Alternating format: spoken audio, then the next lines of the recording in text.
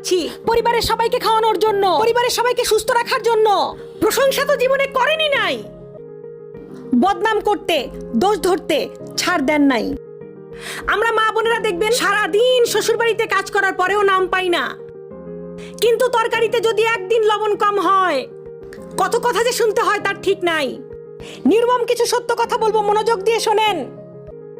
নিজের টাকা দিয়ে যখন রেস্টুরেন্টে খেতে যান, খাবারও খান, টিপসও দেন, আবার বাইরে এসে স্ট্যাটাস মারেন।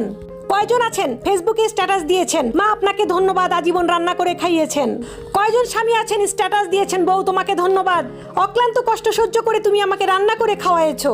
কয়জন আছে? একজনও নাই। রেস্টুরেন্টে টিপস দেওয়ার বেলায় আছেন, থ্যাংক ইউ দেওয়ার বেলায় আছেন। যাদেরকে দেওয়ার দরকার তাদেরকে দেন না। বছরে একবার খান, সেখানে থ্যাংক ইউ চলে। বছরে 365 দিন খান 3 বেলা।